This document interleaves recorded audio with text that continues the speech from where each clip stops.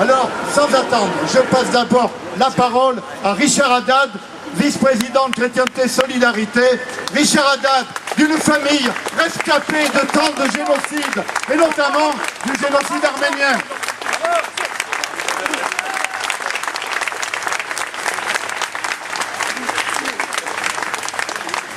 Mesdames et messieurs, merci à vous tous d'être venus manifester votre soutien à Asia Bibi, condamnée à la pendaison par la Cour d'appel de Lahore au Pakistan.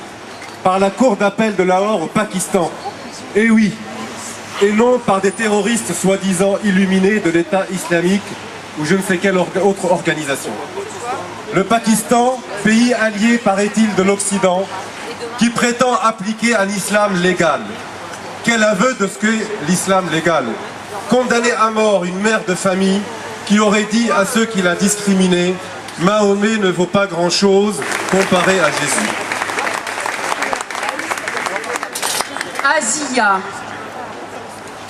Asia, c'est à toi que je m'adresse ce soir devant ces centaines de personnes réunies pour te soutenir devant l'ambassade du Pakistan, le pays qui t'a vu naître et qui aujourd'hui t'a renié de façon barbare et indigne en te condamnant à mort, lui qui devrait, au contraire, admirer ta force d'âme. Pendant que la tête haute, tu écoutais la sentence de la bouche de tes bourreaux, ils distribuaient des sucreries aux enfants, comme si t'avoir condamné à mort ne leur suffisait pas, comme s'ils avaient besoin de mettre du sucre dans la bouche pour y enlever le poison de leurs mots. Je veux dire à ceux-là même, les islamistes qui t'ont condamné et qui voudraient régner sur le monde, que nous aussi nous avons la tête haute et qu'ils ne nous font pas peur. À ceux qui s'imaginent que la France sera leur macabre terrain de jeu, eh bien qu'ils se détrompent, nous saurons nous défendre. Je veux dire aussi aux Français, à ceux qui se taisent, qu'il va bientôt falloir qu'ils choisissent leur camp. Ils ne peuvent continuer à défendre l'indéfendable. Ils ne peuvent continuer à dire que l'islam est une chance pour la France. La France doit renouer maintenant au plus vite avec ses racines chrétiennes, car ce sont elles qui forgent notre identité. N'ayons pas honte de notre histoire. C'est à elle que nous devons d'être là aujourd'hui, debout, et debout, nous le resterons. L'État pakistanais, qui est celui d'un grand peuple, ne se déshonore pas en appliquant une abominable sanction qui marquerait d'un sceau d'infamie ce peuple qui ne le mérite pas. Mais je voudrais dire aussi ce soir qu'alors qu'Asia Bibi est dans la 5e année de son atroce calvaire, par 2 fois condamné à mort à la pendaison, selon un texte de loi en application de cette charia que bien des musulmans modérés, éclairés, contestent, au moins en privé. Voilà que certains émettent, on l'a entendu hier matin, que nous ne devrions pas réagir au nom de notre solidarité de chrétiens. Parce que sans la moindre haine contre les musulmans en tant que tels. Et nos amis ici, nombreux venus de l'islam au Christ, attendent cela. Parce que, dis-je, nous dénonçons les pulsions islamiques de fanatisme et de djihadisme terroriste, et aussi la charia et la dimitude, et l'inexistence de la liberté religieuse, par notamment la répression contre les convertis, payant durement leur adhésion au Christ, condamnés alors à des années de prison et souvent au fouet, suivi de la pendaison, certains encore osent nous traiter d'islamophobes.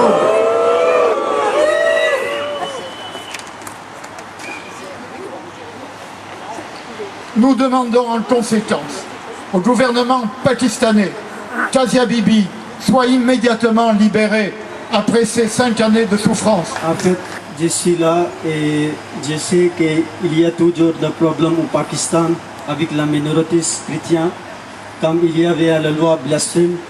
Si on parle quelque chose contre l'islam, il y a toujours le problème. On devait mettre dans la prison.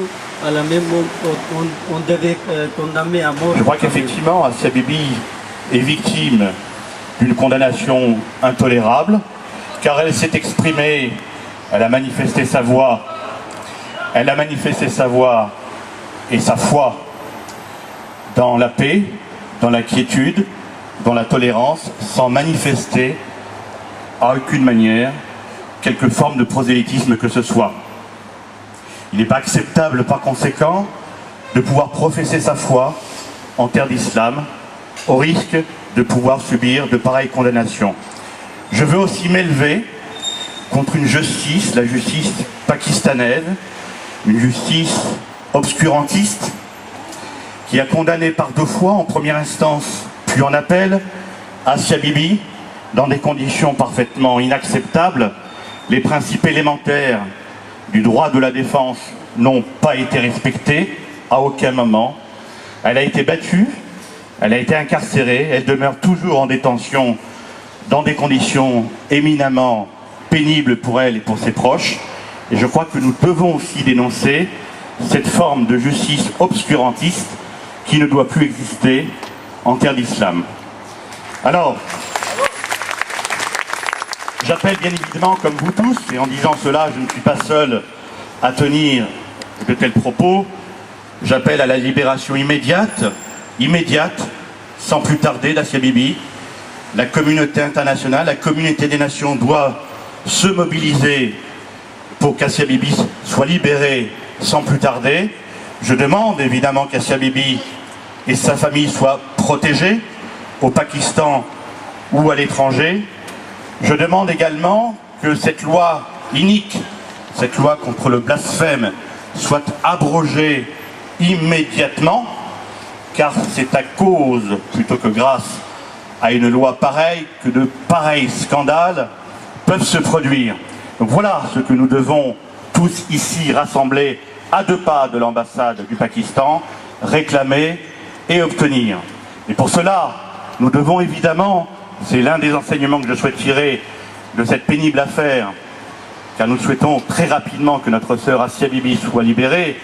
Je demande à ce que la diplomatie française se mobilise plus fermement qu'elle ne le fait actuellement. Notre diplomatie est sur cette affaire passablement, entièrement en retrait, alors que la diplomatie française devrait se mobiliser pour la défense des minorités religieuses dans tous les pays, mais singulièrement en terre d'islam, si notre diplomatie voulait enfin se hisser à hauteur des devoirs, des obligations morales et internationales qui sont les siennes.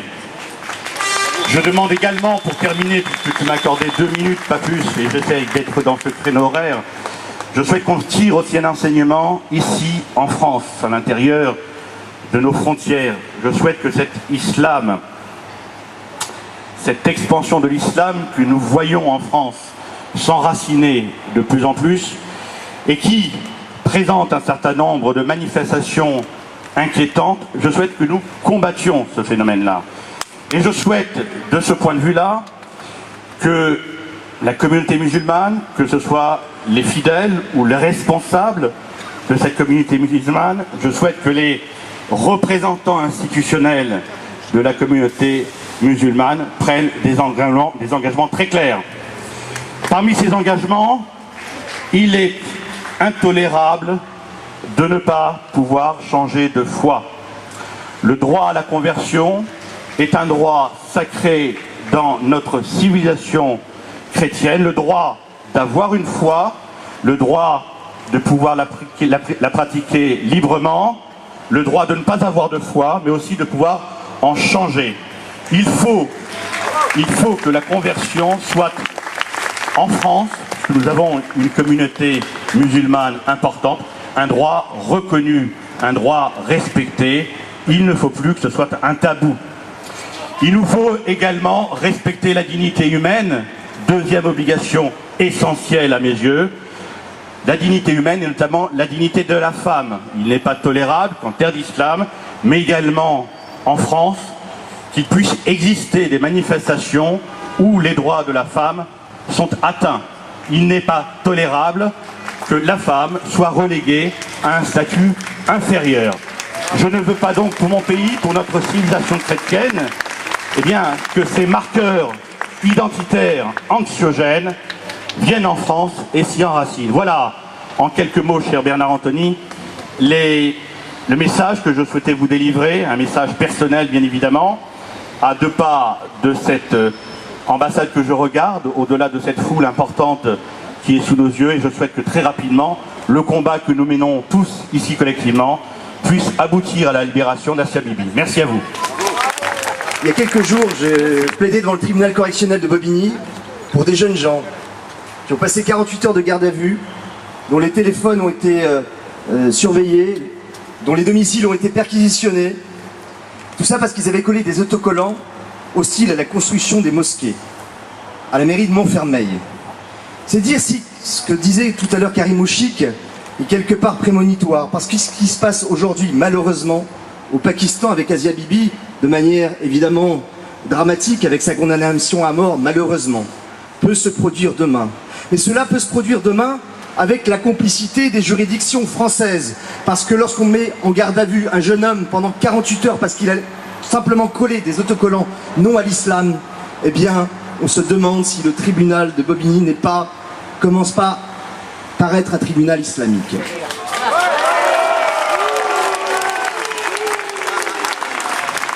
Alors, bien entendu, nous ne sommes pas des fauteurs de guerre, nous ne sommes pas des incendiaires, nous ne sommes pas là pour mettre l'huile sur le feu. Nous sommes des artisans du bien commun et nous sommes partisans de la concorde sociale. Mais cette concorde sociale, cette paix, ne peut pas s'effectuer sur la base du mensonge et sur la base d'un aveuglement volontaire.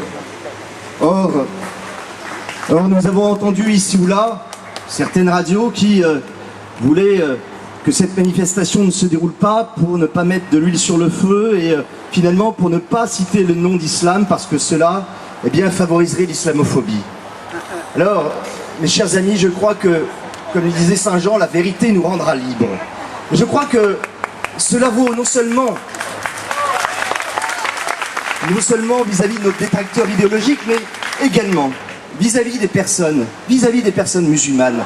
Parce que, j'en terminerai tout simplement par là, ce qui manque cruellement à la France et à l'Europe et à l'Occident d'une manière générale, eh bien, c'est d'être elle-même exemplaire. Je crois que si aujourd'hui, malheureusement, des centaines de jeunes, pas simplement des musulmans d'origine, mais des jeunes français convertis à l'islam, totalement perdus dans leur banlieue et qui, au bout de 6 mois de consultation de site internet, eh bien, vont s'engager aujourd'hui en Syrie ou en Irak avec l'État islamique, eh bien, cela témoigne d'un véritable vide dans nos sociétés occidentales matérialistes. Et nous ne combattrons pas simplement l'islam radical par la laïcité. Bien entendu, il faudra des lois. Il faudra être impitoyable pour faire respecter ici nos lois en France vis-à-vis des religions. Je pense que ce qui manque aussi un petit peu à notre christianisme occidental, c'est une virilité, non pas une virilité arrogante, non pas une virilité de petits mythomanes, mais une virilité évidemment charitable et chaleureuse, mais néanmoins combative. Alors je terminerai par ces derniers mots. N'ayons pas peur parce qu'en dépit de tous ces phénomènes qui progressent et qui pourront demain se progresser en France, eh bien nous ne sommes pas seuls et comme disait Jeanne d'Arc, les hommes d'armes combattront et Dieu donnera la victoire.